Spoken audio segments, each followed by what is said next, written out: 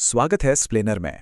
आज हम 1920 के दशक के उस उथल-पुथल भरे माहौल में गोता लगाने वाले हैं जिसने भारत में सांस्कृतिक राष्ट्रवाद की नींव रखी। एक इतिहास के प्रोफेसर के नज़रिए से बिना किसी लाग लपेट के हम सिर्फ ऐतिहासिक तथ्यों और सबूतों के आधार पर समझेंगे कि आखिर राष्ट्रीय स्वयंसेवक संघ यानी आरएसएस की शुरुआत किन परिस्थितियों में हुई।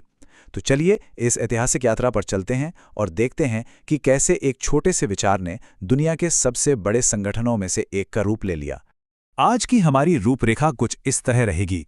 हम 1920 के दशक की उथल-पुथल, डॉक्टर हेडगेवार की वैचारिक यात्रा, संगठन की स्थापना, शाखा का स्वरूप, सांस्कृतिक राष्ट्रवाद की विचारधारा और अंत में इसके इतिहास और वर्तमान विवादों को सिलसिलेवार तरीके से समझेंगे। चलिए सीधे अपने पहले पड़ाव पर चलते हैं, 1920 के दशक का भारत। उस समय के हालात को समझना लिटरली बहुत जरूरी है।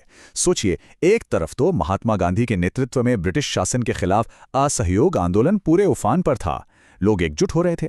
लेकिन तस्वीर का दूसरा पहलू काफी डरावना था। खिलाफत आंदोलन और उसके बाद के सांप्रदायिक दंगों ने समाज को अंदर से खोखला करना शुरू कर दिया था। सामाजिक और धार्मिक दूरियां इतनी गहरी हो चुकी थीं कि भारत न सिर्फ अंग्रेजों से लड़ रहा था, बल्कि खुद अपने भीतर के बिखराव से भी गंभीर रूप से जूझ रहा था। अब देखिए, इसी उथल-पुथल के बीच कुछ राष्ट्रवादी नेताओं को एक बहुत बड़ी बात समझ में आने लगी। उन्हें लगा कि भाई सिर्फ राजनीतिक आंदोलन कर लेने से बात नहीं बनेगी।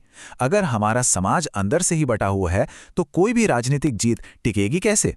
बस यही वो टर्निंग पॉइंट था जिसने एक नए विचार को जन्म दिया कि राष्ट्र को मजबूत बनाने के लिए सबसे पहले समाज को एकजुट करना ही होगा। और यहीं से इस पूरे वैचारिक बदलाव के केंद्र बिंदु की एंट्री होती है, डॉक्टर हेडगेवार की। डॉक्टर केशव बलिराम हेडगेवार 1889 में नागपुर में जन्मे। जब ये कलकत्ता में अपनी मेडिकल की पढ़ाई कर रहे थे ना, तब ये बंगाल के क्रांतिकारी समूहों, खासकर अनुशीलन समिति के गहरे प्रभाव में आए। बाद में इन्होंने कांग्रेस के आंदोलनों में भी खूब बढ़ चढ़कर हिस्सा लिया, अंग्रेजों के खिलाफ कड़े भाषण दिए और जेल भी गए। लेकिन इतना सब करने के बावजूद उनके मन में भारत की सामाजिक स्थिति को लेकर एक अजीब सी निराशा घर करने लगी थी। उनका असल कॉन्फ्लिक्ट क्या था?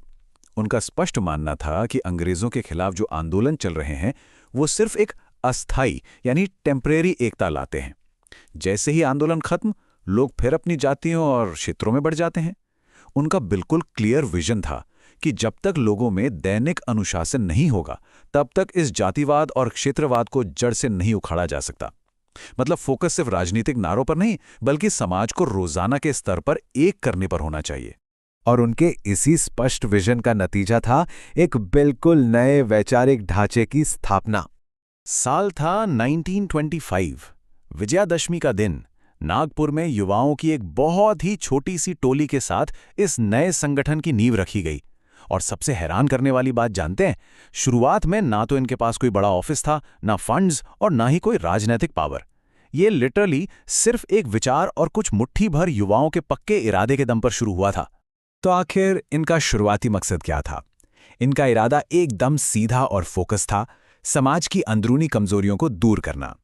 वो चाहते थे कि युवाओं में एक कड़ा अनुशासन आए, कूट कूट कर देशभक्ति भरी जाए, और सबसे अहम बात, जातियों में बटे हिंदू समाज के भेदभाव को पूरी तरह खत्म करके उसे एक धागे में पिरोया जाए। क्योंकि उनका कोर बिलीफ यही था कि असली ताकत अंदरूनी एकता में ही होती है। अब सबसे बड़ा सवाल ये था कि इस बड़े से विचार को जमीन पर कैसे उतारा जाए। इसका जवाब था शाखा। इस थियोरी को डेली प्रैक्टिस में बदलने के लिए जो रूटीन बनाया गया वो काफी दिलचस्प है। ये कोई आम गेट टुगेदर नहीं था। रोज सुबह या शाम खुले मैदान में इकट्ठा होना, शारीरिक व्यायाम करना, खेल कूद, परेड और इसके साथ साथ प्रार्थना और बौद्धिक चर्चाएं। यह पूरा ढांचा जानबूझकर इस तरह से डिजाइन किया गया था कि जमीनी स्तर पर लोगों को शारीरिक और मानसिक दोनों तरह से अनुशासित किया जा सके। तो बेसिकली ये सिर्फ एक फिटनेस रूटीन बिल्कुल नहीं था। ये एक एक इंसान को जोड़कर एक अनुशासित समाज गढ़ने का बहुत ही सोच समझकर बनाया गया रोजमर्रा का तंत्र था। उनका सीधा सा मंत्र था, जब अनुशासित नागरिक बनेंगे तभी एक मजबूत राष्ट्र का निर्माण होगा। चलिए अब थोड़ा और गहराई में चलते हैं और इस संगठन के दार्शनिक आधार यानी इसकी विचारधारा को समझते हैं। इसे बिल्कुल न्यूट्रल तरीके से समझते हैं। इस संगठन ने वीडी सावरकर के विचार हिंदुत्व से काफी प्रेरणा ली। अब इस सांस्कृतिक राष्ट्रवाद के नजरिए से हिंदुत्व सिर्फ एक धर्म या पूजा करने का तरीका नहीं है, बल्कि ये मानता है कि इस राष्ट्र की असली पहचान भारत की पुरानी सभ्यता और संस्कृति से गहराई से जुड़ी है। इसी बड़े फ्रेमवर्क को सांस्कृतिक राष्ट्रवाद का नाम दिया गया। पर जाहिर सी बात है, जब आप इतिहास का पन्ना पलटते हैं तो हर विचार पर बहस होती ही है। इस विचारधारा ने भी समाज में तुरंत ध्रुवीकरण पैदा कर दिया।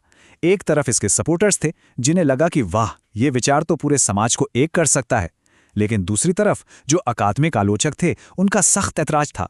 उनका कहना था कि ये ढांचा भारत की जो एक नेचुरल धार्मिक विविधता है उसे बहुत सीमित कर देता है। और सच कहें तो ये बहस आज तक जारी है। अब आते हैं इसके ऐतिहासिक सफर पर कि कैसे ये संगठन बढ़ा, किन विवादों में घिरा और आज कहां खड़ा है। 1940 का दशक आते आते MS गोलवलकर के नेतृत्व में संगठन महाराष्ट्र से बाहर काफी तेजी से फैलने लगा।